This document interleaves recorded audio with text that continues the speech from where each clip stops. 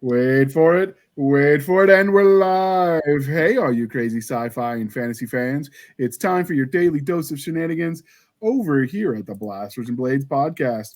Just a couple of nerdy veterans and one chaos coordinator geeking out over our science fiction passions and fantastical fantasies. A place where magic is king, the sky is the limit, and space is the place. We are the podcast that puts the fun in dysfunction. Mostly that's Madam Stabby Stab and her knife of many blood types.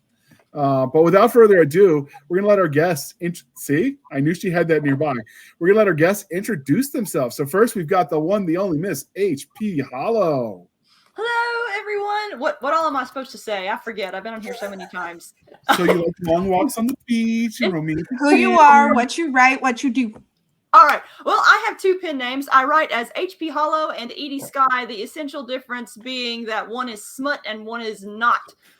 In terms of the Edie Sky pen name is the smutty one, is the active one right now. My most recent release on it is Blood Night, which is this cover basically about hot people hunting vampires. But the one that's most relevant to this is my first series under this pen name, Titan Mage, which is about hot people piloting robots.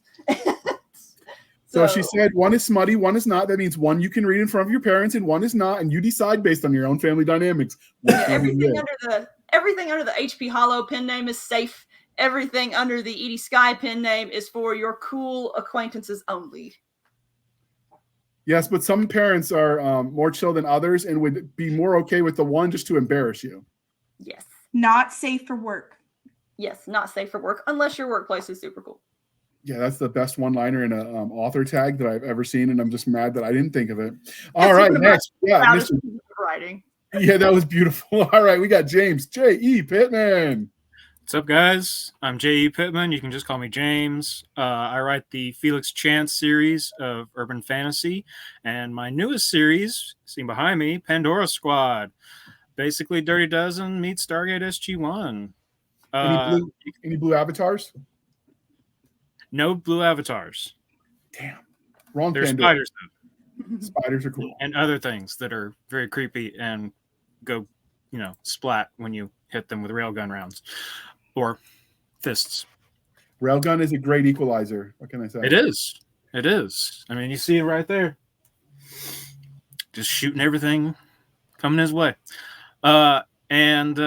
You can find me on www.halfacrepond.com. That's got all the stuff from Felix to Pandora to my web serials.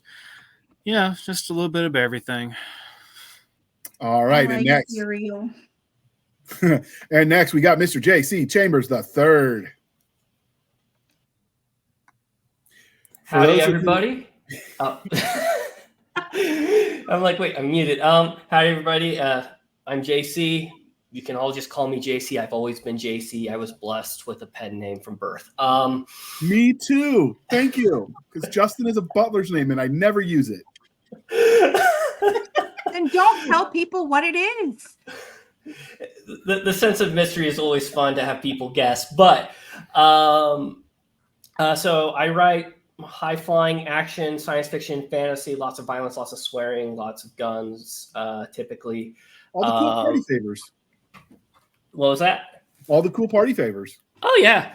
My most recent release was Bendergesh, steampunkish, high-flying action fantasy in an original labyrinthian world with lots of explosions. And then I'm currently working on a space opera, the cover for which I ordered this past week. So I'm getting ready to do a cover reveal. So that should be fun. And I'll be working on that for a little while before I go back to the next part of this series. So, yeah. Nice. And next we have Mr. Lynn Barry. Lynn, can you introduce yourself? It's like the internet hates him tonight, and it makes me sad. It's not the internet. He's literally just 30 seconds behind us and transmitting forward into the future. Oh, that could do it. Lynn, can you introduce yourself?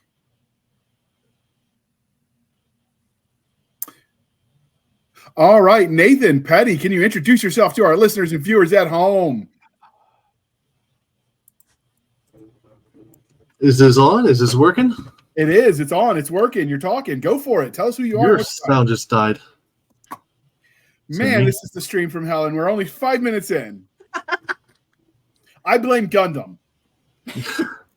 You just blame Canadians. Yeah, Minovsky particles. Yep. The last All right. time we had this much technical issues, we were talking about the thing we don't talk about anymore. Look, all right, I only said it a few times. It's not my fault. Big Daddy reached into his computer and yanked it off. All right. All right, so the next part of the introduction, we're just going to rock on because I don't want to sit forever in the wait for it. So we all met, as you do, at a top secret Mason organization. We were developing giant robots to rule the world for our overlords. Wait, we weren't supposed to talk about that, were we? Shit. Oops. No, totally kidding. We made it all up. This was like for a book, a game. Yeah, it was a game. All right. And with that out of the way, we get to do the religion questions. JC, you did not answer these two last time, and so I'm gonna have to impose on you. Are you ready for this? Hit me. What? Well, no, stab you, but that's not my thing. That's Madam Stabby stabs. But what is your favorite dinosaur? Whereas many kids hyper focus on dinosaurs when they were little, I hyper focus on Gundam. So, Okay, so Given- what's your favorite robot? Ooh, good ooh, question. that's probably got to be, that's got to be Wing from Endless Waltz. I Death Scythe Hell is right up there with it, but Angel Wings just edge it out, man. Okay. Anything with the word angel in it's got to be like righteous or something. I don't know. Angel Dust. All right. And then because you didn't answer this before, favorite zoo animal? It's probably got to be Japanese macaques. So like the monkeys that you'll often see, like when you imagine them being like in the ice water or like the hot springs, and awesome. Okay. And all right, Lynn, can you hear me now?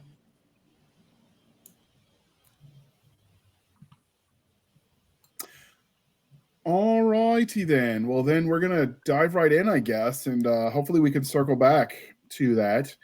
And we will say, first, for those of you who don't know, and you can all speak at once if you want to, what is Gundam? I know it's a trick question. Heather's so excited, I'm going to let her go first. Okay, so what is Gundam? Well, that's kind of a huge topic. I mean, if we're going to talk, for people who don't know what the series is, it's basically a massive giant robot franchise out of Japan that at this point has a bunch of different branches. Some are somewhat hardcore military sci-fi, whereas others are rather goofy. And it's one of those, there's a little something for everyone in it by this point. But ultimately, I mean, simplest description, a really huge giant robot franchise. Who doesn't love giant robots? Does anyone want to add to that? Everyone okay with that? I think that's a great explanation. Yeah. All right. Well, then we're going to go next. The most important question is how you all found Gundam.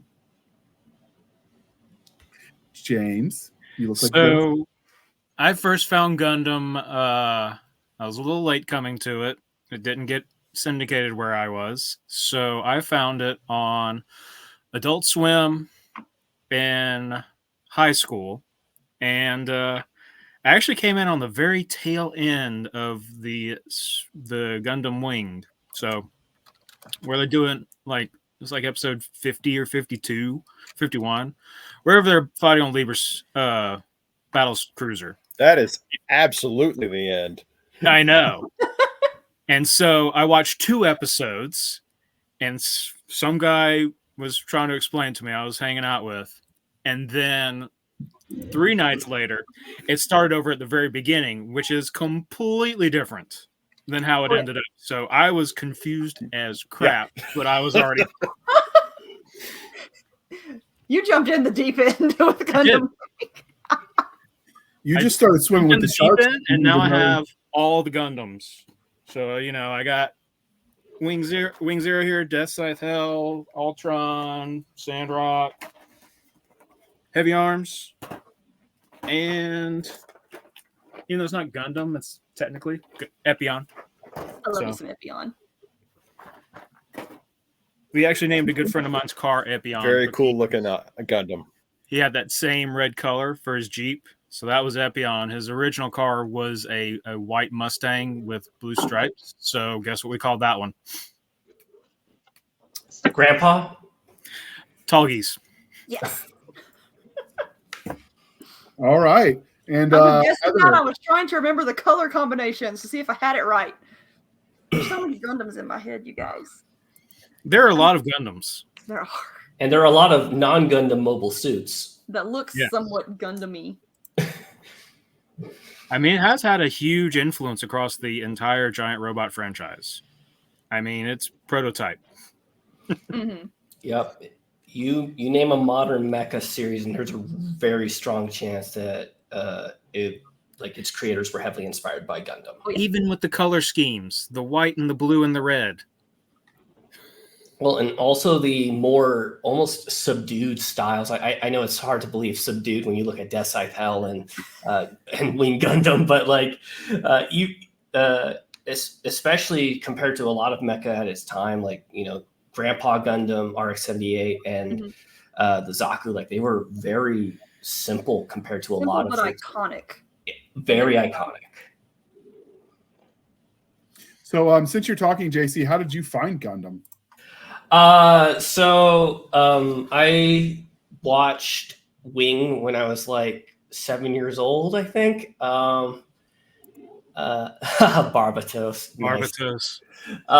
But yeah, I grew up watching Gundam as a kid. Fun fact for those who don't know, Wing is the reason that Adult Swim became a thing, because they had a censored version that I watched, and then they had the uncensored version that aired after I went to bed. I would go over to a friend's house, and we watched Gundam Wing, we watched G Gundam, we watched Gundam. Yeah, it's Gundam Seed, right? Yeah. Gundam Seed, Yeah, and then in his team. yeah, and then I played a ton of way back in the day. It was Gundam Battle Assault on the PS1, and then we did Federation versus Zeon. I still have my copy of Zeonic Front that I'll still bust out from time to time. So I've just been watching Gundam my whole life. So you're born into it. Okay. I probably shouldn't have been watching Gundam as young as I was, but So, Lynn, how did you find Gundam?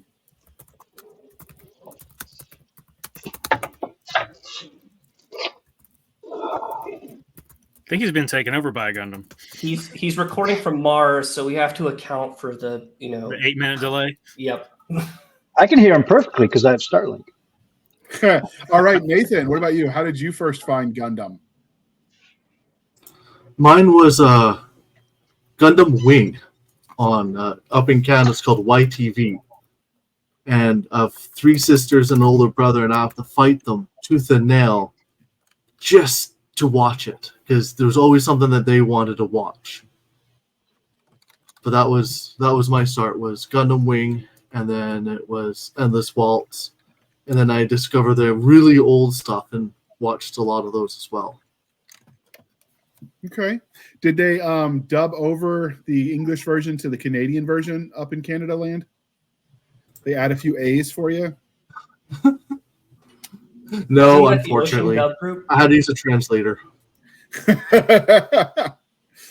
What about you, Heather? How did you find the wild world of Gundams? So I was of the Toonami generation too, so Gundam Wing, and it stands out for me though because there was an adventure associated with my first exposure to Gundam. So after school every day, I would go to my grandparents' house, and my grandpa built us this massive playground size, like park playground size swing, and I would swing on that thing all the time. Well, the day Gundam Wing premiered, I was in that swing going as high as I possibly could, and the chain snapped. And I flew like 10 feet and landed hard. And it was like, there was a period where I thought I'd cracked some ribs and whatnot. So I stayed home from school the next day while we figured out stuff.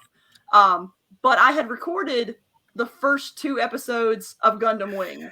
And my distraction that day was watching Gundam Wing, those 2 episodes over and over and over again. And by the end of that day, yeah, my ribs really hurt, but oh my gosh, I had so much fun just watching it.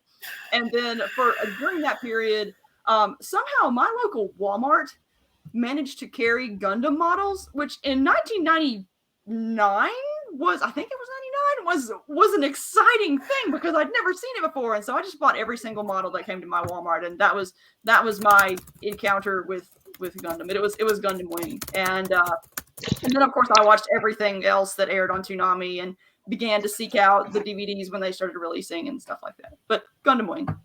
So for me, 1999 was all about Y2K. The world was going to end, and was it the song "Party Like It's 1999"? I remember that.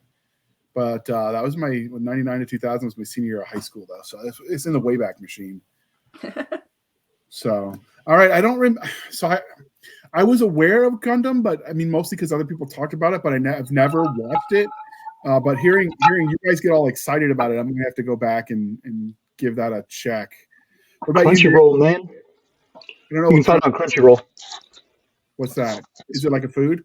It's a streaming. Well, it is a food. You smartass. But it's also a streaming service. It's basically Netflix for anime. Yeah. Oh, okay. Yeah. And and I think all the Funimation library recently got moved to it, so you should be able to find Zeta Gundam if you're a masochist too. Yeah. But as far as the first Gundam to start with, JR, don't start with Wing and don't start with the original. Those are both difficult to get started with, I've found. Wing is one that really benefits from nostalgia. I found when I rewatched it last year because it's like I love it, but it is a hot mess. So 8th MS Team is really popular. Oh, I love 8th MS Team. I really love Iron Blooded Orphans. I can watch that. That one's drop amazing. Of a hat. Like it's my favorite modern Gundam, hands down. Oh, nice. I was listening to the Iron Blooded Orphans soundtrack today, and mind you, I forgot this podcast was today. So like. Nice serendipity. All right, Nathan, now that we've got you here, so first can you introduce yourself after you unmute, since we got you fixed your connection? Yay, technology. So I'm Nathan. I'm from Canada, unfortunately, and I write science fiction, fantasy. I write mechas, detective stories, high fantasy, that type of stuff. Okay. And how did you discover Gundam? Because that was the question. I did answer that it was YTV. Oh, that's right. You did. Okay. Okay. Because we were making jokes. Do they add the maple leaf to yours when you do it? No. So they don't do the A's or the maple leaf? Hold on. I think Canada had a Gundam in G Gundam. Did it? I think it did. Hold on, I'm going to look this up. I have not heard that. If it is, that'd be kind of cool. So, Nick, did you have exposure to the wild world of Gundams before we scheduled this podcast? Yeah. Back when Toonami first started off, when they used to play all kinds of just wild anime, that's where I got exposed to. I don't know which version it was because I'm like not a diehard fan. I'm a casual fan at best. I know it exists and I know it's cool looking. That's about it. What about you, Stabby? We didn't want to forget you this time. I believe my exact words when you wrote in the chat as we were driving up the mountain, and you were like, "It's the Gundam one," and I was like, "What the is Gundam?" That answers I'm here that for question. the last. So okay, look, my nerdum like stops at a certain point, and my brothers were all into, like Japanese anime and stuff. And I was like, I don't want to be like them. So I refused to watch it. And here we are. It was all sparkle princesses and murder hobos. You know what? You thought that about my mermaid obsession too, until you realized how dark those creatures really are. I sent her a thing on mermaids. This girl was like, "Oh, you like mermaids because you think they're like Disney," and then it's like a reel of her showing all the horrific mermaids from all the different folklores. And she's like, "Why do you think I like mermaids?" And I'm like, I thought there had to be that one girly thing you liked. Nope. She just wants to kill people. The girliest thing about me would be the colors of my hair constantly changing and the fact that I do my own nails. There you go. That's All right. So we've talked about what Gundam is. Basically, it's a anime giant robot franchise. What do you think makes it so iconic that so many people were hooked for life? I know that's a deep question. The variety of storylines. I was about to say the exact same thing. You get some that are heavy political intrigue. You have some that are like your typical tournament battle stuff. You have some that are kind of far future family things, like with the Mercs and Iron-Blooded Orphans, or you have some with political intrigue set on Earth, some that are all set in space wars. Any kind of flavor of mech on mech fighting you can think of comes up in some Gundam series. I mean, there's even cute little miniature Gundams that fight each other. Yes, I haven't seen those series yet, but I want to. Oh, the SD, SDMKs? Yeah, I can't remember what SD stands for, but it was a game. Defender or Super Defender. It's something Defender, I feel like. It was a game they were marketing. Yeah. But that's even spawned its own little line of Gundam models. So yeah. The thing for me about Gundam is that regardless of what kind of series it is, equal attention is given to both the robots and the characters. Both are interesting. And it's like, yeah, I'm absolutely watching Gundam for the cool robots. I want to know what, like, I want to have models that I'm excited to build after I finish each series. But I also get really, really invested in the people piloting these robots. It's like when someone dies, you feel it in Gundam series. And there's very much in the best, most serious Gundam series, you very much have this recurring war is hell theme, and it shows the savagery of it, despite the fact that it's ultimately a giant robot series. And there's a lot of maturity to it in a lot of corners. And that's one of the things that appealed to me about Wing whenever it first came out. Granted, it was my first Gundam, so I didn't have the full context of it.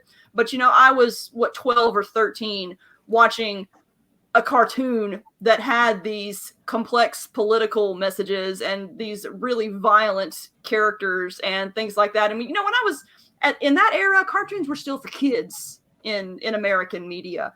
And so there was something really exotic about it. And even though Gundam Wing, in retrospect, is probably not the best Gundam, relative to what I had experienced at the time, it was the coolest thing ever. And I felt so mature watching it. Go ahead. I was just saying, I remember I'm of an age where I too remember where when you talked about anime, like, no, cartoons are for kids. I watch mature shows, right? Like you didn't want to admit you were watching a cartoon. So the anime people go, no, it's not a cartoon. It's anime. Like that was a very big deal to distinguish for people. Isn't there literally a commercial for like the Anime Network that said that back when the Anime Network was a thing?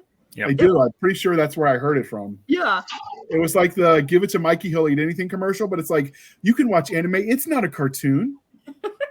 I think, so I was exposed to Gundam and anime long before I knew what the difference between anime and Western animation were.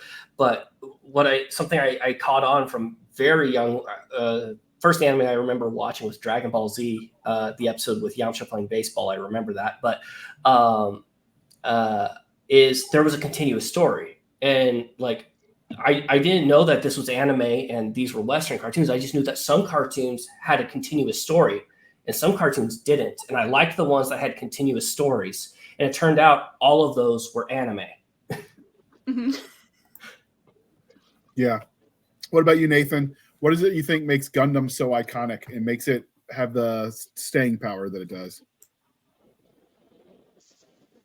I mean, it's what everyone else has been saying. It's the variety of storyline. One of the anime that has said, even though I last saw it when I was a kid was Mobile Suit Gundam 0080, War in the Pocket. Oh, only yes. There's only 6 episodes, but it's where I first heard the term hamburger. Yeah. And if you've seen it, you know what I'm talking about. Yep.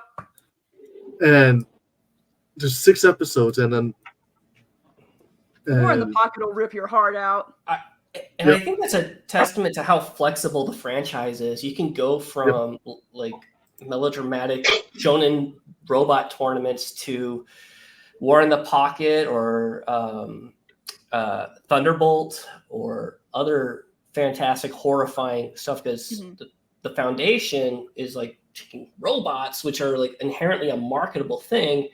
But then Yoshiyuki Tomino was like, hey, let's make it really depressing and make the messaging be that war is terrible. And so he gives you all these amazing characters that you love, and then he kills them all. Yep. So was he the precursor to George R. R. Martin? Giving you all the characters you love and then killing them? He actually knew how to finish a story. Yeah, that's the difference. He creates characters that I like because they're genuinely likable, as opposed to characters I like to watch because I know they're going to get their comeuppance, which is the only reason I liked Game of Thrones. Like, everybody in Game of Thrones is a butthole, but I know they're all going to die gruesomely in ways they deserve. That's something about the OG Gundam series, is these were heroic characters. Like, they were typical heroes, traditional heroes who got blown up. It made it that much more heart-wrenching. So were there any overarching themes that Gundam was known for, or was it just dependent on which Gundam series you were watching? I think the War is Hell one is definitely the big overarching theme, but it's definitely I think it's primarily visible in like the UC storyline, and like the storylines that are kind of their own independent universes. That's not necessarily the case. Like G Gundam obviously is not a War is Hell storyline, but I think that's the one big unifier of the entire franchise, though. And SD Gundam aside, virtually, I'm not aware of a Gundam series that doesn't have human pilots. Correct me if I'm wrong, somebody, but there is always that human element. And beside the giant robots, there's always a human, and every show has that. Like it's always about the characters, not just the big shiny robots. So Very also, often, too, and I don't know that this is. I don't think that it's necessarily common enough to be a Gundam trope, but you also have a lot of very youthful characters who suddenly become Gundam pilots and are having to deal with their own maturity or lack thereof while learning how to pilot these really massive death machines. And that's and I see it pop up in other series too, but the idea of the giant robot as a metaphor for coming of age is really interesting to me. But again, I don't think it's necessarily strictly Gundam, even though Gundam has a lot of young heroes in it. Also, tying into that, it leads into what I was going to say. It's all about a lot about the advancement of these technologies, and as you're saying, the coming of age of the pilots, but it's also like the coming of age of humans as a civilization, and a lot of these things, especially something like Gundam 00. Where that is actually one of the things is they encounter other things to see if we're ready. Yeah. You have the whole, sorry for interrupting. I was going to say, you have the whole concept of the new type as well. Exactly. That pops up. That's Can society evolve enough to not murder each other? That is a huge thing. That's the root of like the War is Hell, because even with the War is Hell and then like your fighting ones, it's the same thing as, can we get along enough to not murder each other and actually progress as a civilization?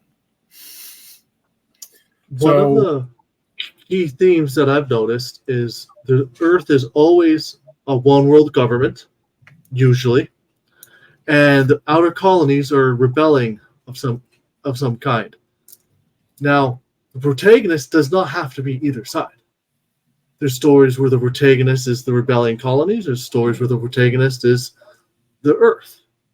And the colonies are the ones that are destroying everything. But that fact is always there. Mhm. It also They're seems, just caught in the middle. the one of the things that it sounds like I'm getting is there's almost like the overarching theme is the intersection of man and machine. Very much Definitely. so. Is that something you think specifically that speaks to you? I wouldn't say it's something that specifically fascinates me about the series, but I do enjoy it when it pops up because it is an interesting question. I mean, there are several Gundam series where a large part of the series is the protagonist or the Gundam pilot somehow being physically affected by the Gundam. Like some will have to plug into it, some are literally driven insane by their Gundams. I mean,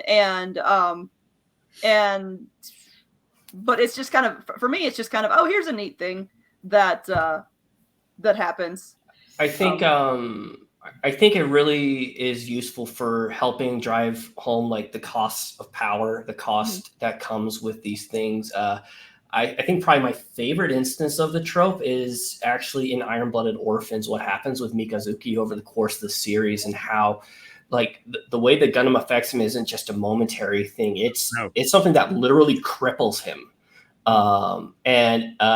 It's heart-wrenching to watch, but it's also really fascinating to see from a character perspective what he's willing to give up to protect the people he cares about. That whole storyline is what propelled that particular series to like one of my favorites ever, because it's that literal melding of man and machine and just the concepts of, you know, becoming one with the robot, getting damaged, reflecting that in your physical, and then only being able to like live via the machine.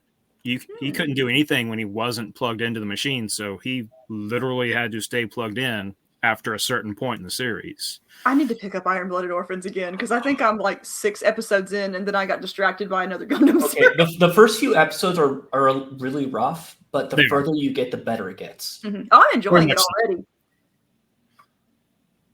All right. Well, before they get excited and start another thread of conversation, we're going to pause for a moment while we shamelessly shill for the woman. All right. Boom. A single blip on her instrument panel brings Boss to a halt. Alone on her spaceship in a remote quadrant, she drops below light speed and listens. Hearing a blip like that makes her heart pound.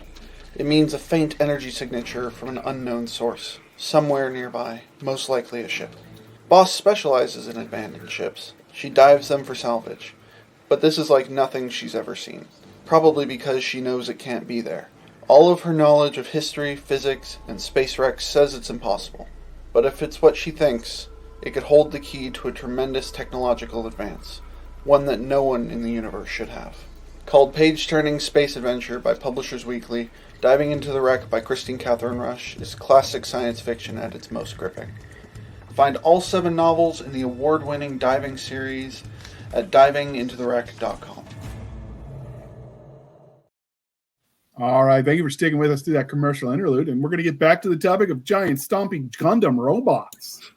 All right. So you were talking about the Blood something series that you were interested in. Iron-Blooded Orphans. Yeah. So that already sounds like hellish, you know, because it is. Yes. So the quick and dirty premise is a bunch of child soldiers working for a PMC take over the PMC and try to start freelancing themselves out. And their first gig is to get an activist politician girl from Mars to Earth. And it goes about as well as you'd expect.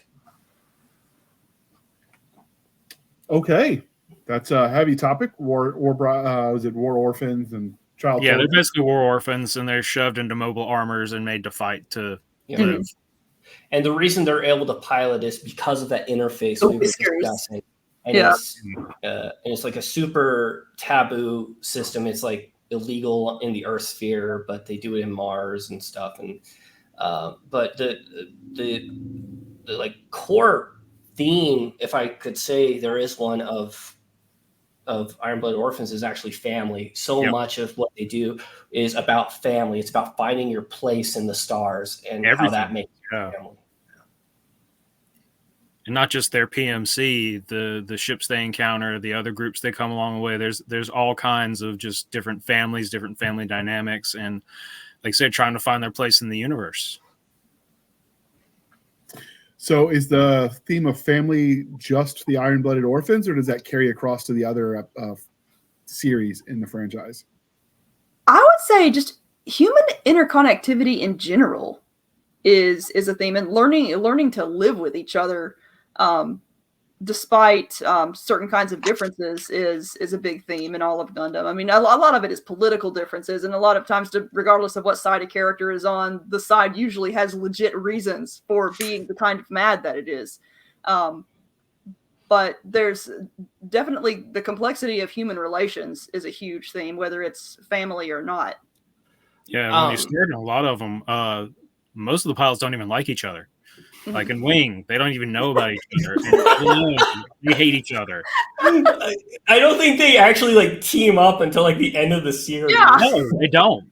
That was something that actually surprised me in my rewatch, because whenever I was watching it as a kid, like I was mostly focusing on the robots and just all the general coolness of it, and it never really occurred to me that there's not a really big team up.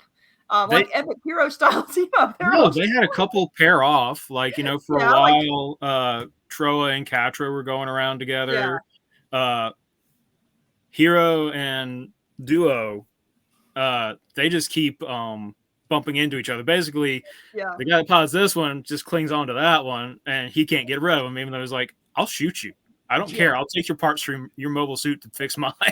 JR, to give you an idea, characters, because he's always saying he's going to kill stuff, and I don't think he ever actually kills. He doesn't kill nearly as many things as he says he's going to kill. And I love that exchange between him and Relina, or it's like the video clip circulates on my newsfeed all the time, where she gives him that really dramatic invitation to her birthday, and then he just, like, with panache rips it up, and it's like, I will kill you.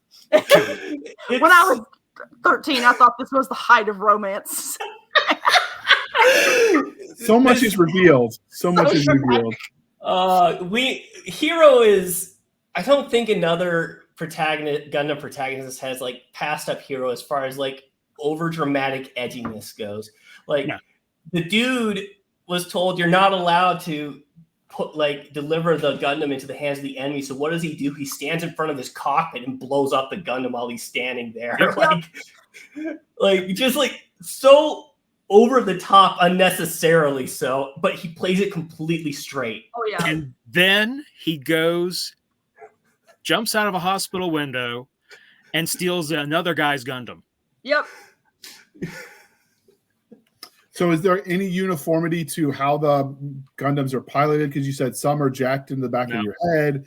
Some are, you just sit in a pilot seat, and that's one they vary up with each series. Mm-hmm. In G Gundam, they put on skin-tight latex suits. Yeah, super hot. Yeah.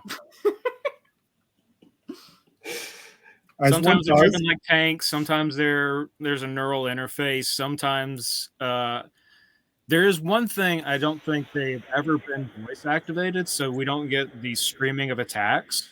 You get like your general anime screaming and grunting, but no one like does your superpower mega move. Mm-hmm. But that kind of has to do with the sort of subgenre it is too, because there's, in giant robots, you have like the super robots, which are more like the sort of fun superhero things. And then you have the real robots, which tend to lean more toward military style stuff. And Gundam is definitely real robot in its sensibilities. And so, I mean, it's fun, but it's very adult fun. It's not, let's go punch the bad guy and laugh about it at the end of the episode fun. So it's cool enough that people are building life-size statues of it. Which pictures of. Yeah. And I believe that one will move. It does. If not from the Unicorn Gundam will. Slides more than anything.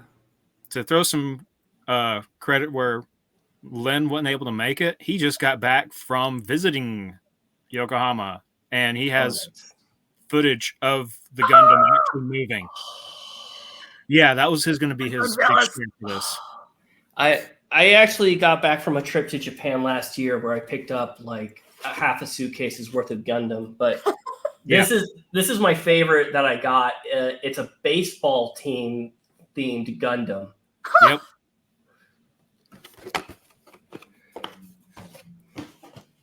Yeah, I think the one in Yokohama, was it decommissioned? Like, are they taking it apart now? It was up for 4 years, and I think it just got decommissioned yesterday. Yeah. I'm bummed about that. End of March. Hopefully they'll have another one soon. I mean, it's Gundam. It's like one of the most quintessentially Japanese things ever. It makes me bummed that they're taking it down. Why are they taking it down? I don't know. I wonder if it has something to do with maintenance of it. I mean, giant machine that like you are actually making move. Yeah. Well, it's being put to good use. They spotted a Godzilla off the coast, so they got to send a Gundam to go fight it. It's just been standing in reserve. So who wins, Gundam or Godzilla? Oh, Godzilla. Atomic breath, unless you got one of the energy absorbing shield ones. Like, I'm running through my Gundam catalog in my head, like, okay, can any one beat Godzilla? Like some of the like more like late Universal Century Gundams might be able to put up a fight because they start to go off the rails. But like that's one thing about Gundam is that the mobile suits are actually really weak compared to what you would typically think of with giant robots. They aren't made to take on kaiju. They're basically walking battle tanks. Mm-hmm. This guy might. Epion. He's got the shield. Okay, yeah. He's got the little dragon tail already. It's dragon versus dragon. The wing Gundams might be able to like do something, especially with his hero's Buster rifle. He just like stays really far away and kaboomies. Yeah. But yeah, like the OG Gundam, it would get wrecked.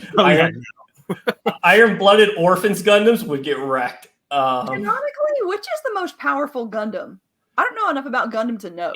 It would be some side story Gundam. It wouldn't be any of like the ones that we're familiar with. Yeah, because all the really crazy ones end up being put into the side stories and movies. Like Unicorn Gundam had some pretty crazy Gundams, and like they could have smoked RX-78 in 2 seconds flat.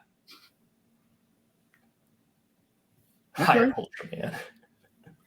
All right. So are you saying that the Gundams are glass cannons or just they're not as versatile as Godzilla? Not as versatile as Godzilla. I mean, they're giant robots. They're still pretty powerful. Mm-hmm. But they're also fighting in a world with other giant robots. So they're all humanoid. They're not fighting any kind of like giant threat. They're not made to take on Godzilla, basically. They're made to take on other robots. Ironically, they were made to take on mecha kaiju, and it goes very poorly. Wait, when were there mecha kaiju in Gundam? You need to watch it! Yep. You need to watch it. I missed this entirely. What series is that? Iron-Blooded Orphans. Keep watching. Yeah.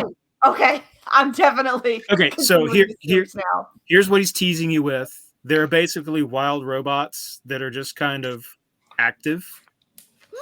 Every Gundam series almost every Gundam series has mobile suits, which are the walking mecha, and mobile armor. And mobile armor can take different forms. Oh. And the mobile armor in Iron-Blooded Orphans is insane. Oh my gosh. Yes. Absolutely watching this next. And they all seem to, instead of being like giant, they all rely on swarm tactics. That seems to be one of the other common themes with Gundam is like you have the team ups, you have the army. It's a giant army of mecha. You throw bodies at these. It's not just like one definitive, war-ending suit, except for a couple. I think that this does lead us to an interesting element of Gundam, which is the frequent reuse of patterns and tropes. So like there's very frequently somebody in a white mask who is like a morally ambivalent character who ends up becoming the antagonist. But I absolutely included that in there. There's a point in Titan Mage where, toward the end of the series, I start trying to fit in as many Easter eggs as I possibly can. And when the main bad guy is revealed, I'm like, this guy absolutely has to have a white mask. Like I have to. I cannot get away from this. And so that's canon. Yeah. That even if it falls off later, there has to be a white mask. I even like when it's like, so, you know, sometimes it starts with it and then other times it gets added. Like you have, so for instance, in 00, the guy who eventually dons the white mask is your very much straight up soldier who becomes gray. And at that point, he puts on the mask because he is no longer himself. Mm-hmm. So it's got many uses, but it always appears. Mm-hmm. Yeah, it's one of my favorite tropes. It's so simple, but I love it so much. And then you also sort of have the trope of the Char clone as well, because maybe not always, but there tends to be a character that shows up that always has some kind of callback to Char Aznavour. Well, the white mask is the Char clone. Yeah, but I'm talking in terms of like hairstyle and coloration as well too. Or the Gundam Seed, where he kind of clones himself after he dies and comes back. And so like a good example actually is Gundam Wing.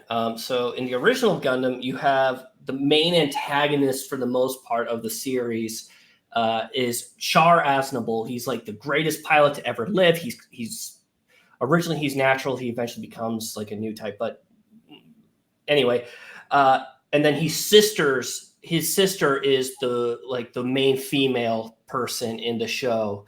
And their relationship is a major element of one of the subplots that goes on. And then you go to Gundam Wing, and never heard this before. and instead of having the Char Aznavour, you have the Peacecrafts, and like the girl that Hero threatens to kill on her birthday is her brother is the guy wearing the white mask, and he has his own ulterior motives for what he's doing, and he's morally gray. So like they like to reuse things, but they also use that familiarity to create new stories. And it makes for a lot of fun. Iron-Blooded Orphans very much turned it up on its head. They weren't siblings in this one, but you still had the blonde princess girl. And then you had the Char-like character. He doesn't don the mask till a bit later, but they use that familiarity to try to carve different themes and carve different notes throughout the story. Now you said white mask. Are you talking like luchador mask, or you mean like a helmet? Like what do you mean by white mask? It's like it covers like this. I'm not showing it well, but it's like top half of the face generally. Okay. JR, just look up Zex Marquis, Zechs. That's his name. Yeah. I was like, that's his nom de guerre. Yeah, he is Milliard of Peacecraft. I love some of the ways in which Gundam plays on the mask expectation too, because I was watching Witch from Mercury, and when the mask character first shows up, I see the mask and it's like, oh, is this character the mask character? Is this character the bad guy? And then you get a few episodes later and it's like, oh hell yeah, this character is the bad guy. and so, but it's not a character you at that point in the series that you expect to be donning the bad guy mask. And so that was a fun little play. So while I pull up a picture that I can share, were there when you mentioned fighting, when you say fighting, is it like swords? Are they rock'em sock'em robots? Like how are they doing the actual act of Depends fighting? on the show. Yeah, it varies. Yeah. G Gundam is rock'em sock'em robots. Yep. OG like original Gundam is typically a mixture of cannons and guns and the occasional laser sword. In Witch from Mercury, they basically had autopilot shooting. I love the concept of the funnel that pops up. They're like these little drones that can shoot lasers. I have no idea why they're called funnels. But so there's funnel drone fighting as well. I don't like a Gundam that a 3-year-old can pilot. That was my big hang up with Witch from Mercury. Is I'm like Witch from I am still wrapping my head around what I thought of Witch from Mercury because I liked it, but it was also very unlike what I'm accustomed to from Gundam. So this is the mask. If you're watching on the screen, I went ahead and threw it up. But yeah, okay. So it's like a helmet with a visor down. So the fighting's basically series dependent. It's all over the place. Yeah. Is there do you guys have a favorite style when they're doing the fighting? Do you like the Rock'em Sock'em robots? Do you like them to have weapons a la Power Ranger style? I love beam cannons and laser swords. Like if it can make it really cool, whoosh or ween, I like it. I think Wing had my favorite weapon setup, but Iron-Blooded Orphans, something was just very visceral about the way they did it. They had no beam weapons. It was all ballistics and like big giant metal maces and stuff. Yeah, and it was bludgeoning weapons. Makes it more brutal, which is very much one of the themes of that show. Yeah. Okay. On a scale of like 0 to campy, with campy being like Power Rangers, where would you rank most of these episodes? Depends on the series. Yeah. Don't disrespect my Power Rangers like that, JR. So original Gundam is a 0. There's nothing campy There's about no that. campy in that, no. And Zeta Gundam is a -1. Like 08th MS Team is a 0. Thunderbolt, War in the Pocket is a -2. And then I would put Wing Gundam at maybe a 4 or a 5. I think a good shorthand is if it is not a mainline story, it tends to be a little more fun, with the exception of Iron-Blooded Orphans. But because I feel like Gundam over its history, like Gundam has not always been the massive success that we regard it as, and you can always tell because there comes a point where I believe Sunrise is the studio where there's like, okay guys, we're not selling nearly as many models as we want to. We need to do something to freshen things up a bit, which is where series like Gundam Wing that wasn't set in the UC storyline came out of. G Gundam, same thing. And it seems like every time Sunrise stops selling as many models or Bandai stops selling as many models as they want to, Gundam gets experimental and begins to come up with campy is the wrong word because G Gundam is the only one that I could think of that is even remotely campy. I would put G Gundam at almost a 7. Like it seems like it should be campy, but like all of the characters play it straight. Yeah. And that's the thing. In Gundam, it doesn't matter how outrageous or crazy the story is, the characters always play it straight, except for Gundam Build Fighters. I need to watch that one too. I haven't seen that one. It's surprisingly really good. So Gundam Build Fighters is literally, it takes place in the real world, except it still has weird sci-fi shenanigans. But basically they take Gunpla, like the Gundam models, and after you build your Gundam model, you go to like a little VR arcade and you use it to fight other people with their Gundam models. Oh my god, that sounds so fun. Yeah, it's amazing. So that's probably the most lighthearted Gundam, I would say. You mean the one that's not actually set in a Gundam universe is the lighthearted one? But like it still has like weirdness. Like it's not. I haven't finished it, which is why I feel terrible. But in the first episode, you see or the second episode, you see like one of the main characters. He uses like a magic transporter, and maybe he's from Mars or something. So like it's still not set in the real world. Okay, Nathan, you've been too quiet. We're gonna force you to be social today. Join the conversation. You guys have been talking about Gundam shows that I've never even heard about, so this is kind of just like education for me. You know, because like I've watched 80, I've watched 79, I've watched Gundam Wing. You're Gundam taking 3, notes. but a lot of this other stuff, like I didn't get through all of Iron Blooded. I got about halfway through it, and then I got distracted with life, and forgot it existed. There's so much Gundam. That's the thing. We haven't even mentioned like a good third of the series. Yeah. Like, you have Turn A Gundam, you have X Gundam, Gundam X. Yes. That was If you the look- watching I've Japanese.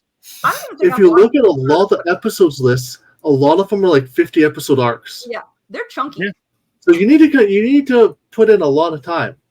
You have Victory Gundam. That was one thing I always appreciated about them. They actually gave them a year to develop a story. Mm-hmm. Yeah. So what you're saying is are Fox Entertainment did not produce these. No. So we've talked about the movies, the anime. Does it exist in other mediums? Are there books? Are there graphic novels, comics, Oh yeah, anything there like are that? comics. There are. I think there are some light novels. What's a light novel? Oh, it's basically it's a Japanese genre that's beginning to move over to the U.S. or to Western audiences, but it has this really distinctive, very laid back writing style. Cinderella. Yeah, It's a they tend to novella go usually that way. accompanied by illustrations. They Yeah, often forego prose in favor of dialogue, kind of like a TV script almost. Yeah. They're really easy reads. I kind of compare them to, and this is a very loose comparison, but it's kind of what you would consider bestseller style writing. But it's looser even than that. They're meant to be really chill reads, essentially. So yeah, Gundam. I want to say that Gundam Origin was originally a manga. It was I a think manga. so. Yeah. And then you have Really well done one too. You have multiple, not just light novels. I think there's just straight up novels. And then tons of video games. Mm-hmm. There hasn't really been an outstanding Gundam video game in a while, but they're still making them. There was You a can go card to game at one point too, because I collected that back in the day. When I went to Japan last year, I played Gundam in the arcades. It was great. There's talk of a live action movie, but it's one of those things where someone says something, and then a year later, someone says, "Oh, this is still in production. Oh, we've got a screenwriter now." So I don't know if it's actually happening or if it's just a thing that Hollywood talks about. They put it in. Oh, go ahead. As you say, they've been stringing us along with Firefly, another one of those, for like a decade. So I don't trust it until I see it on the screen. They put the live action Gundam in the same drawer as the Metal Gear live action. Yep. Sounds like it'd be really expensive to do because of all the robotiness. No more expensive than most other Pacific Rim. blockbusters. Yeah, I mean, Pacific Rim, yeah. Yeah, but that was expensive to make, wasn't it? That's true, but it probably wouldn't be more expensive than Pacific Rim. Okay. Especially since Gundam is so character based. I mean, obviously you have to have some awesome action set pieces with the giant robots because it's a giant robot franchise. But so much of Gundam is based in the appeal of the characters and their individual conflicts. So there is.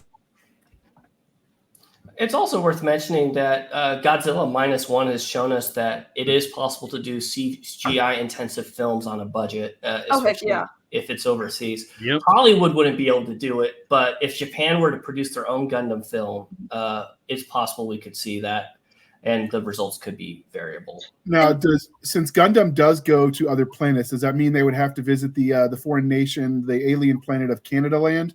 Because I am told that is where all alien planets look like. Does Gundam? I actually don't recall seeing all that many aliens in Gundam. Like, I think there's one I think like the 00 movie has some implication of aliens in it, but I don't think it's a part of the universe. No. Go ahead. The only thing we see in 00 with aliens is the influence on one of the pilots who has been out to Saturn and back. So I got my foundation in orbital mechanics from Gundam. I learned what a Lagrange point was from Gundam. Gundam tends to actually pretty heavily ground a lot of its space travel. So I don't think I'm familiar with a single Gundam series that actually leaves our solar system. There's not one. The farthest They never even talk about it. What was that? I said I don't even think they talk about leaving their solar system. It's not a thing. No. Occasionally they'll make it to an exoplanet, very rarely. But typically, like Mars is like the furthest you'll see them go. A lot of the times they like go a little bit beyond the moon. They have colonies that are in orbit, typically around Earth, but I guess technically they could be around anything. But yeah, they do not go outside the solar system hardly ever. So are all of you guys into, like, obviously I've seen some of the models. Are they the kind that you put together yourself, or are they come like that? And do you guys partake in the If I have time. Oh yeah, I got my mine are pile cheating. behind me. Hold on. Ain't nobody in this panel got time. We're all Mine are right. actually action figures. There are models. I don't have time to do those, so I just collect the ones that are put together and I can just display. Cheating, I approve. You do it intelligently. Yep. I bought these back in August and have not touched them because of lack of time. And it's, when I actually sit down, I have fun doing it. Part of my problem right now is I have a kitten who, whenever he sees me doing anything, he gets all up in my business, and there's no way I'm making Gundams with that cat anywhere near me, because he's going to knock them all over the place. And it's like, I think every Gundam modeler knows the struggle of having a little piece that you're trying to position, and suddenly you drop it on the floor. And there's a really distinct scream that happens in my house every single time. Oh, that's any model maker. Oh yeah, any model maker. I love doing Gundam models. And next time we get like a carpet for underneath the kitchen table, I'm specifically getting a carpet color that will allow us to easily spot fallen Gundam pieces. It's so bad. And so for those of you who didn't get the reference, the joke about all alien planets look like Canada, I think almost every sci-fi franchise from the 80s and the 90s, when they went to alien planets, they went to the Toronto woods. Yep. Ah, yes. Vancouver. It's Okay, like, yeah, Vancouver. all big cities are Vancouver, yeah. That's why all alien planets look like Canada, and it became almost a joke in the Stargate franchise. Stargate, yep. Yeah, they started mocking themselves for it, which I actually look like Canada. Yeah, I can appreciate a series that doesn't take itself too seriously. So with that being said, pivoting back to Gundam, is it one that takes itself seriously, or is it able to laugh at itself? I think it mostly takes itself seriously. Like it in a will pretentious way, or not in a pretentious way. It's I lost my train of thought. Sorry. It invites you to care about the characters. Yeah. And if it doesn't take caring about the character seriously, how can you? Yeah, exactly. Okay. Well, they're earth-shattering stories with big geopolitical problems that are being solved, and the characters aren't just surviving day to day, they're toppling an empire in a lot of cases. And so the stories have to take themselves seriously. Because this is they're serious subjects. They're not just going in there doing rock'em sock'em robots. They're trying to topple Oz or Zeon or whatever that it's called. But the thing about G Gundam too is that even though it's definitely a goofier Gundam, the characters still take themselves seriously. Seriously. Oh yeah. Domon Kashu. I don't think he rivals Hero for drama, but he's definitely up there with the serious angst. All right. I love how seriously G Gundam takes this. I mean, the very premise of G Gundam, the last time I rewatched G Gundam, I think it happened to be an election year, and just the opening setting up the fact that, oh my gosh, every 4 years, all the countries get together and contribute a giant robot, and whoever wins rules the world for 4 years. It's like we're doing presidential elections wrong, you guys. It's such a silly premise, but and I mean, it's got some of the silliest robot designs too, but because the characters are so serious with their own drama, I mean, it really works, and it's hilarious, even though I don't think the characters necessarily intend it to be. There are some intentional moments of like humor, like with the kid piloting the Chinese Gundam. Like he's obviously meant to be have a bit more levity, a little more fun, but like everyone from the Russian guy to, Domon's master to like the American guy who's like wondering like, can I do this on my own, or do I need the support of all these corporate sponsors? No, there's no winking at the camera. They are taking it seriously. Mm-hmm. So do you guys have a favorite? Obviously, you don't have a favorite child, but do you have a favorite Gundam? Like show or mech? Mech. Okay. He had both loaded in the chamber. Yeah, he had one for each. Both if you've got both. There was a double-barreled shotgun of fandom, and he was ready for it. I can go, but I feel like I've been going first a lot, so I will. So, since I haven't been talking much, I'll start.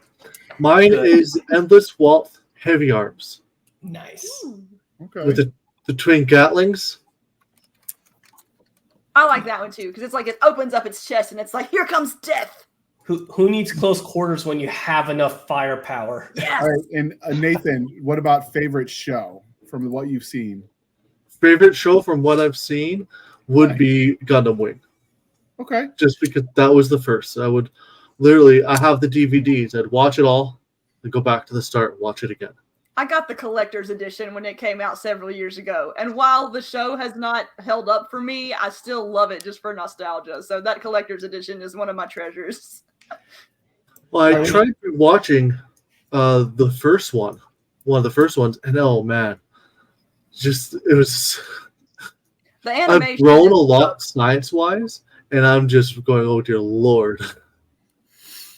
This I'm should all so be glad dead. they made Gundam the Origin, because I couldn't. I attempted the earliest series because I feel like as a Gundam fan, I need to see the original stuff, but I just cannot handle 60s, 70s animation. Have you tried the Gundam like film trilogy?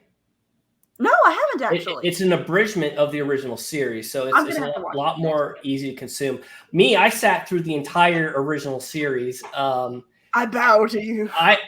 I have not encountered a more like up until like 3/4 of the way through, I have not encountered a media more committed to its message, and it's just about grinding you down. Like it is not meant to be fun. It is meant to like wear on you. And then they realize, oh shit, oh darn, our ratings are in the toilet. Let's introduce some space wizard magic. Since you're talking, Chambers, Yeah. favorite mech and favorite series. So I listed my favorite mech at the start of the show. It was the Wing Gundam Endless Waltz. Angel and Wings. then, dang it. And then, as far as favorite show goes, so like, Wing holds a very special place in my heart. For nostalgia, like if we remove nostalgia from it, it's a tie between Iron Blooded Orphans and G Gundam. If we're including nostalgia, it's got to be Wing. Okay. James, favorite mech and favorite series. All right. I'm with Chambers on the nostalgia part. Wing is the original for me. But as far as what I've rewatched more and what I've enjoyed every time I've watched it, I would say Gundam 00. Okay. And Ooh, that's a good one. I like both Exia and Gundam 7 Swords in that one. That one's great. And then, of course, the prototype for all of that kind of just out there stuff would be, Wing Zero. So, it's usually the one with the white and the blue and the red colorings is the one in the show that I like. Okay. And Heather? All right, for me, it's actually for favorite mech, it's actually a tie. I have like 5 different versions of the Wing Gundam sitting on my shelf right now. But since everyone else has said that one, or since it's been said so many times, I have to list my second favorite as well, which is Epion, because it just has such a slick design. It's got a freaking whip.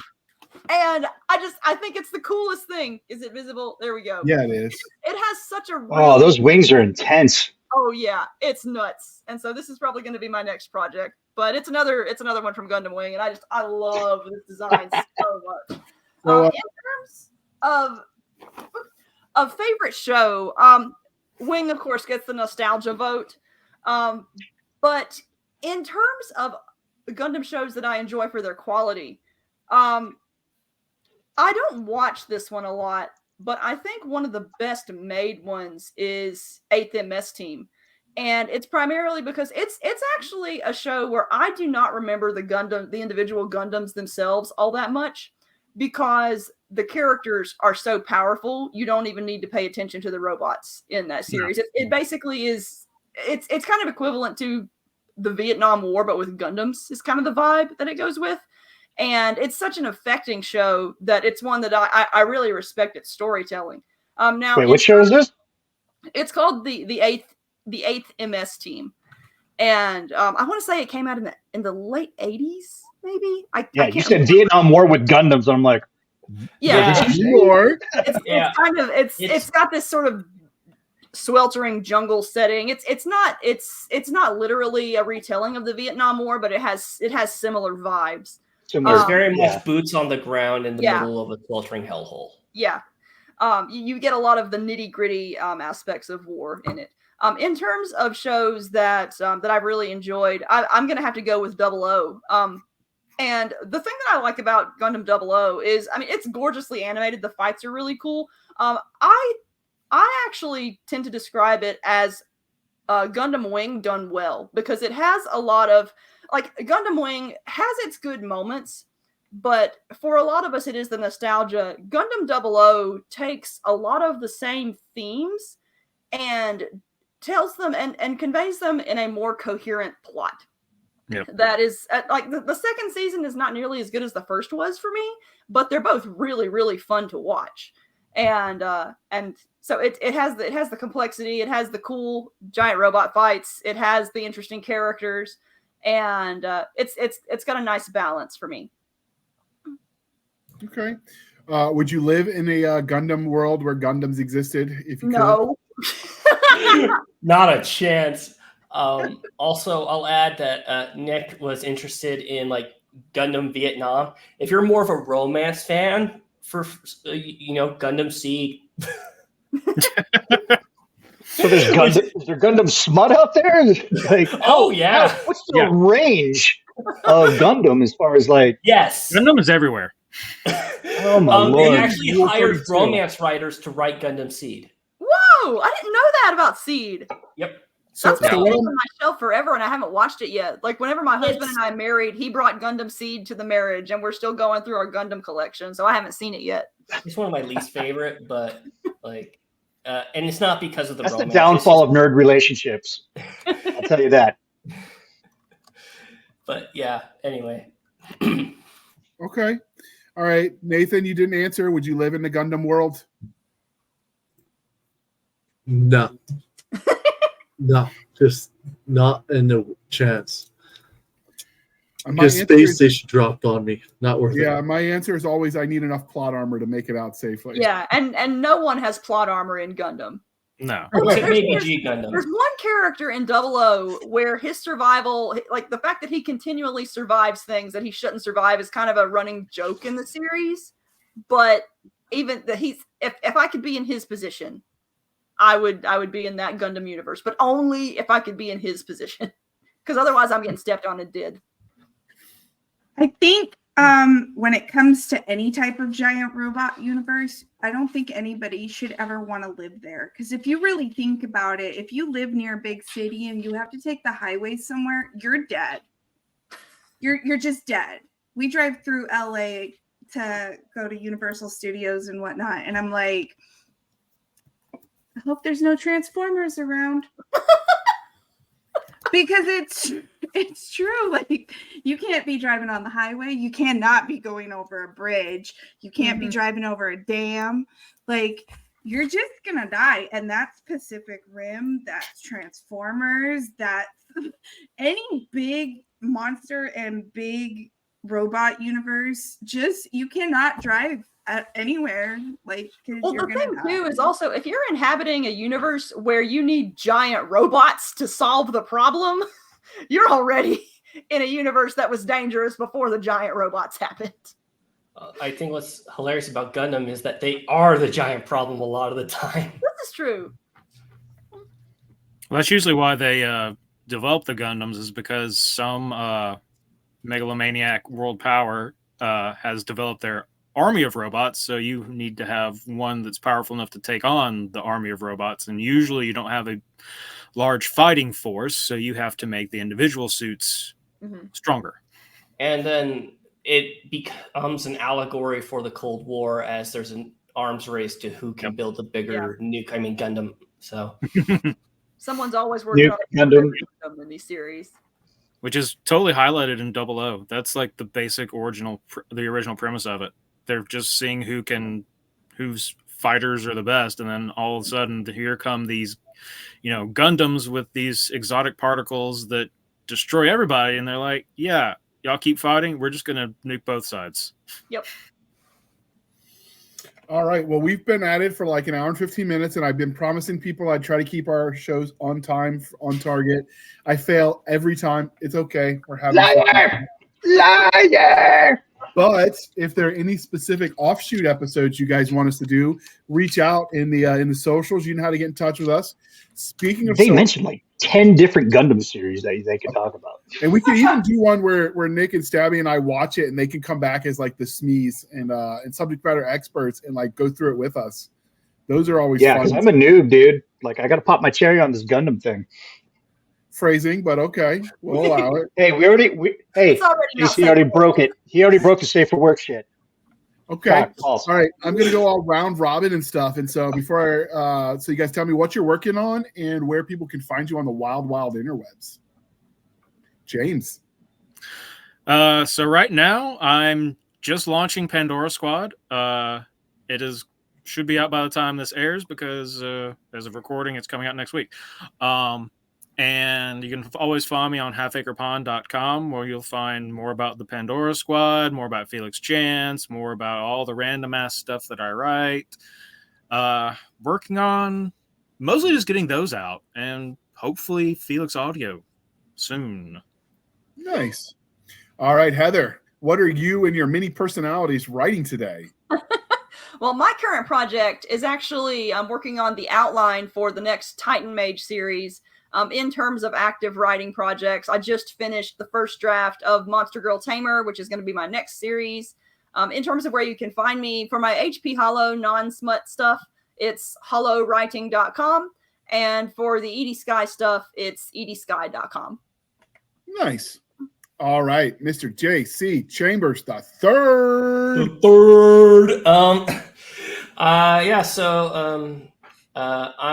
You can find me at jcthethird.com. It's written out jcthethird.com. And then currently I'm working on a space opera. By the time this episode airs, what's the lead on it? Like a couple months? Yeah, we're generally about a month and a half out from when we record. Okay. So the book is the series is going to be called Star Caliber. After Excalibur, it's Arthurian Knights in Space. It's about a crystal heist gone wrong, and it becomes a quest for the legendary sword. It probably won't be out by the time this episode airs, but it'll be nearly out. Okay. So this episode will air May 6th.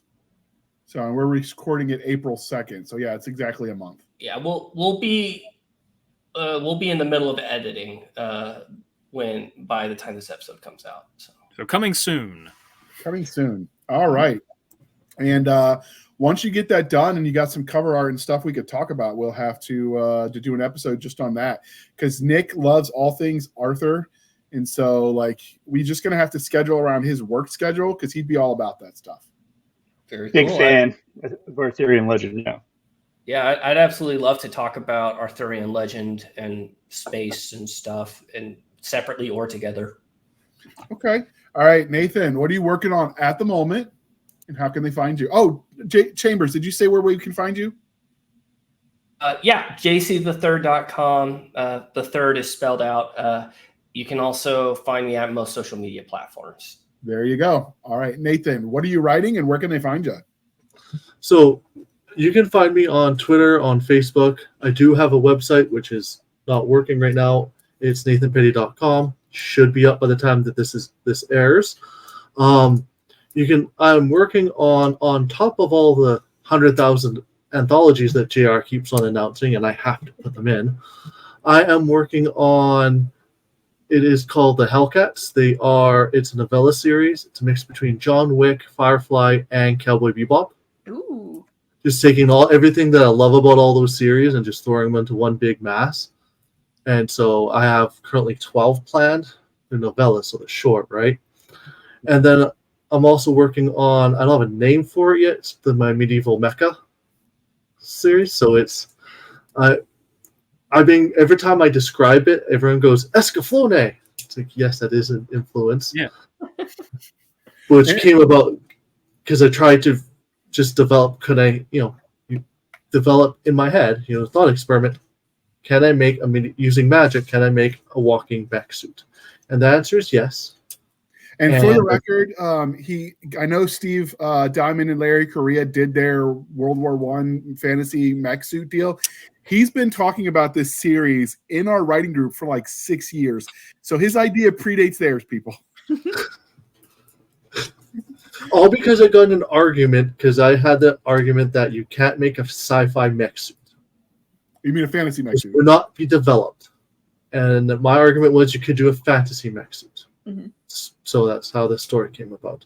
And yes, I know, I see, JC, you're going to argue with me about it. That's fine. Oh, no. I'm agreeing. I have my own fantasy mech stuff like in the, on the shelf for one day when I have time to write something about it. So yeah, maybe we should get you two to actually finish those and put those in the world, and then we could do an episode about fantasy mechs. Star Caliber will have mechs in it. Fantasy mecha. Like the primary reason why I wrote Titan Mage was because I wanted more fantasy mechs in the world. Maybe we could do a fantasy mecha short story, Antho. Yes. 2025 done. Yeah. 2025. Write it down into the books. I was told no more for 2024 because my mom said she would kill me. Because what's one more? 9. So yeah. We can have Stabby talk to your mom. She'll convince her to get one more anthology out. Well, all right. I will talk to She loves Stabby. you and see what we can do. But I'm just saying, if I disappear, it's your fault, and she just axed me. Like, just it's all over. See, Mom loves me more. So Mom loves everybody but me her. more. It's cool though. If she was nice to me, I'd be like, "What are you plotting?" Let's be honest. She only loves me more because I speak my mind and I don't hold my tongue, even though I know you have me on speakerphone, and she just dies of laughter the whole time. Well, because you keep the boys in check, me and JR. All right, so we're gonna have to do a panel on fantasy mechs now, and it's all Heather's fault, and yours, Chambers, and yours, Nathan. I blame you all. Just give me an excuse to rewatch Escaflowne. Yes. 3 Musketeers of bad ideas. Great idea. Hello, Nick. Since we're going to do another episode about what you're doing, because comics are a little bit slower than books to produce, meaning it's not going to change as often. I'll ask you this instead: have you drawn any giant mechs besides the one book cover? Like, have you done any mech stories? No, I haven't. And the only reason I took that cover job was because it was a challenge, and I'm sure writers are like artists, like, oh, that'll be challenging. And then when you're halfway through, you're like, why did I agree to this? Like, why did I do this?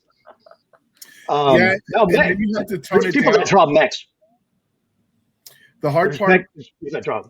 Go ahead. Yeah, the hard part was you had to like take the intensity of the action down, so we had room to put the words on the book cover because he's like, no more explosions. Yeah. And it looked totally. If you saw the rough sketch before it became the book cover, there was so much. Oh, it was insane going on. It was insane. It was like a comic book cover. It was just there was shit going on everywhere, especially when he's like, "Oh, it's gonna be a wraparound cover on front and back," and I'm like, "Say less, I'm on it." And then he's like, "You got to talk back." I'm like, "Dude, you let the dog off the chain, man. It's kind of hard to reel him back in now, but I'll see what I can do."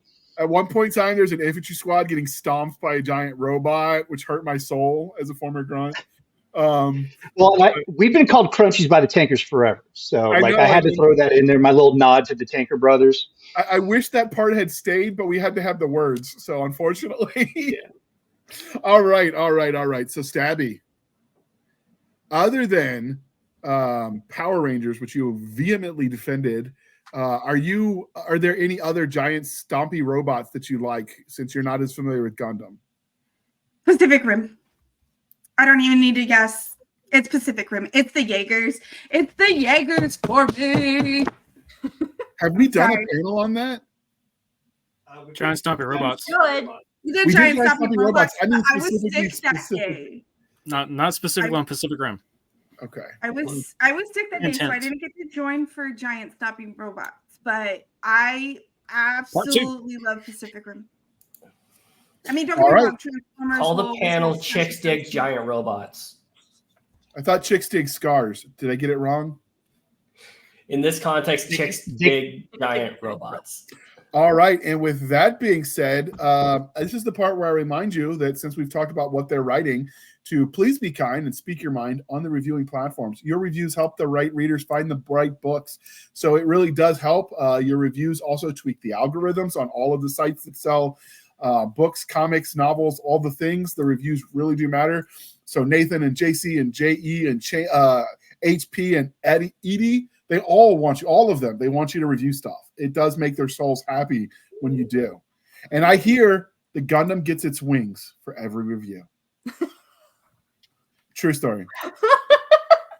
All right. With that being said, you can find us on our Linktree, linktr.ee, Linktree/Blasters and Blades podcast. Again, Linktree/Blasters and Blades podcast, where we link to all the things, the BitChutes, the Rumbles, the YouTubes, the Twitters, our email at blastersandbladespodcast@gmail.com. Again, blastersandbladespodcast@gmail.com, where we link to all the cool things, professional purposes only, people.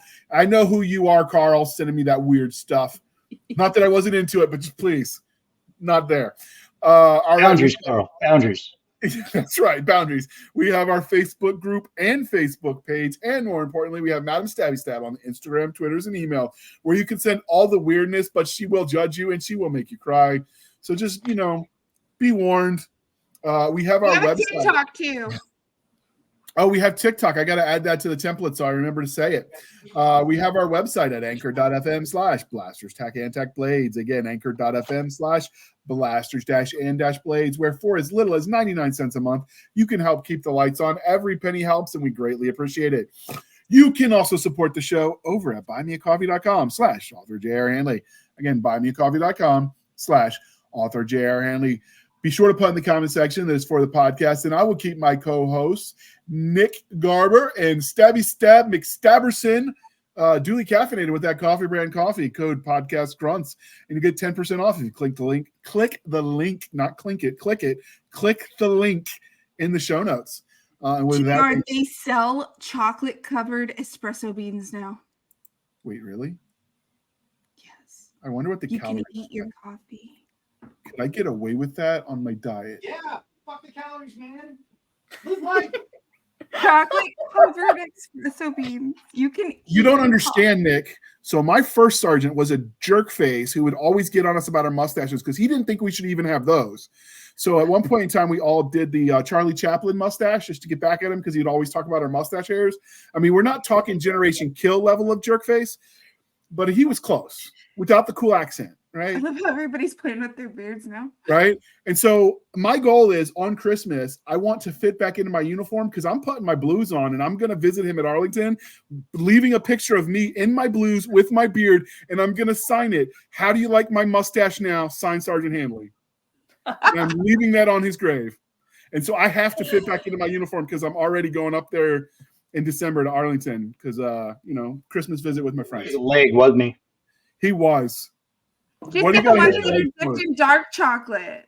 Leg lives They have matter. milk Nick. chocolate and they have dark chocolate. So get the espresso beans dipped in dark chocolate. It's less calories.